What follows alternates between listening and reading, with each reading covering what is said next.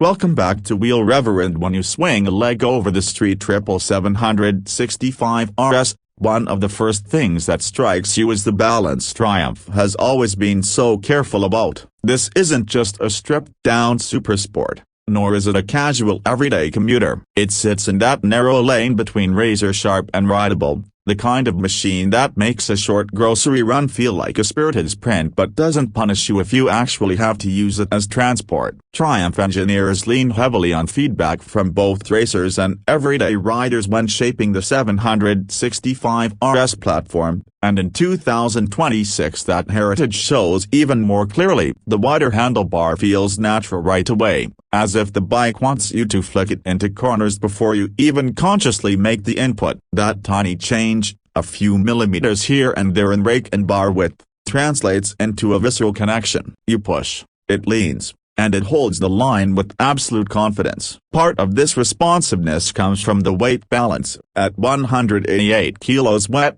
it's not the absolute lightest in class, but the mass is carried so centrally that in motion it feels lighter than it is. Mid-corner corrections, something every real rider makes no matter how perfect the line looked on entry, are effortless. You can tighten up, stand it up, or even switch lines if you suddenly spot gravel or traffic, without upsetting the chassis. The Öhlins monoshock in the back is a revelation on a bike at this price point. It's not just that it's fully adjustable. It's the way it communicates. Every bump, every seam in the road, every camber change gets translated into your seat and bars, but in a refined way, never harsh, never jarring. It's like having an ongoing conversation with the pavement, one where you can feel what's happening yet still ride all day without fatigue. Now, let's imagine you're on a track day. The RS thrives here. Drop it into track mode, switch off the intrusive aids, and the engine's Moto2 roots come alive. Reverent it to the top of the deck,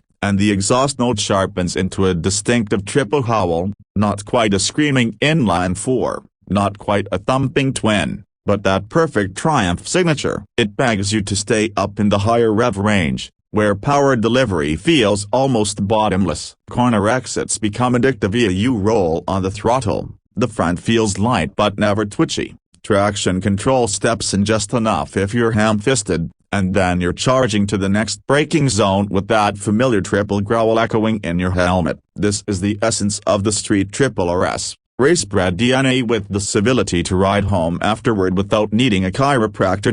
But bikes aren't just about numbers or track credentials. The day living with the street triple has its own story. The ergonomics strike a sweet spot. The seat height of just over 830 mm means most average height riders can flat-foot at lights or at least get confident footing. The bars are wider now, yes, but not uncomfortably so. Commuting through traffic or splitting lanes still feels manageable. Mirrors are functional, the TFT dash is crystal clear even in bright sun, and the switchgear is intuitive, not the cluttered mess some modern bikes fall victim to. Triumph even thought about fueling manners. In stop-and-go traffic, throttle response in road mode is smooth and predictable. Switch terrain, and it softens even further. Perfect for wet mornings where grip feels questionable.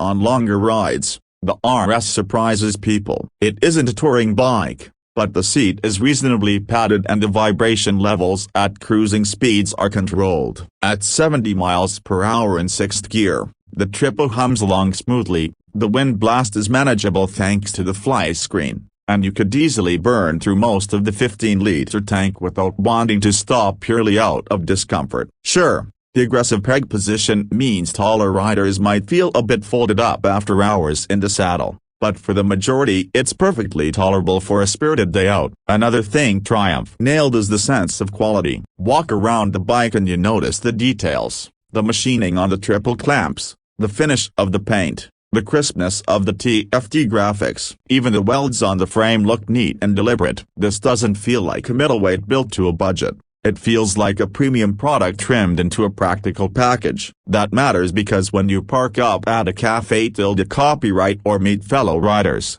the RS carries presence. People notice sight, and not because it's shouting, but because it's precise, deliberate, and premium. And yes, Triumph knows accessories matter. For the 2026 RS, you can opt for Triumph's catalog of add-ons, quick shifter, luggage options, heated grips, frame protectors, different screens, even styling bits like carbon fiber tank infills. Riders who want a touch of touring practicality can add soft panniers, while those leaning track day heavy can kit it out with protection and telemetry gear. The RS is a platform that you can tailor it to your personal riding style. Now, let's talk about competition. In this middleweight naked class, rivals are fierce. Yamaha's MT-09 has been a long-time competitor with its raw 3-cylinder grunt. Ducati's Monster 937 plays the Italian card with style and torque. KTM's 890 Ducati is the hooligan benchmark, and Kawasaki's C900 offers Big 4 reliability and value. Against them, the Triumph stands out by blending track precision with everyday usability better than almost any of them. The MT-09 is wild but less refined. The Ducati is brutally effective but a bit uncompromising on the street. The Monster has charisma but lacks the razor-edge handling of the RS. The Z900 undercuts everyone on price but feels heavier and less agile. The Street 765 RS manages to carve out that Goldilocks zone, a plenty of excitement, premium hardware, without losing its manners. It's also worth noting the emotional factor. Triumph triples have a unique sound and character that draws in riders who want something distinct. That raspy growl, the way it rises into a howl at higher revs up, it's unmistakable. Owners often say it's the soundtrack that keeps them loyal. Combine that with British heritage, Moto2 involvement, and Triumph's growing reputation for reliability, and the RS feels more than just a purchase. It feels like joining a community, an identity. And then there's price. At just under 13 grand in the US market, it's not the cheapest middleweight naked. But think about what you're getting: a top-tier suspension, Brembo Stylema's full electronics suite, Moto2 bred engine. On a spec-for-spec basis, many rivals either cost more or cut corners to hit the same price point. The Street Triple RS doesn't feel like compromise, it feels like a calculated balance of premium and accessible. That makes it a very smart buy for someone who wants superbike thrills without superbike bills. Let's paint a picture. You wake up on a Saturday, gear up, and fire up the 765. The engine settles into that steady triple beat. Not too loud but unmistakably alive. You point it at your favorite back road, carve through corners all morning, maybe even hit a local track for a session, then ride back into town, park outside a cafe till the copyright, and watch passers-by glance at it appreciatively. Later in the week, you commute on it, slip through traffic, park easily, and never feel like you're dragging around a race replica. That's the magic. It adapts to your week. Few bikes manage that without feeling compromised in one direction or the other. From a reviewer's perspective, the 2026 RS isn't a revolution, but Triumph didn't need one. It's a refinement, a careful evolution, and a reaffirmation that sometimes the best thing a manufacturer can do is not reinvent, but polish. That's why the 2026 Street 765 RS lands as one of the most compelling middleweight choices on the market today.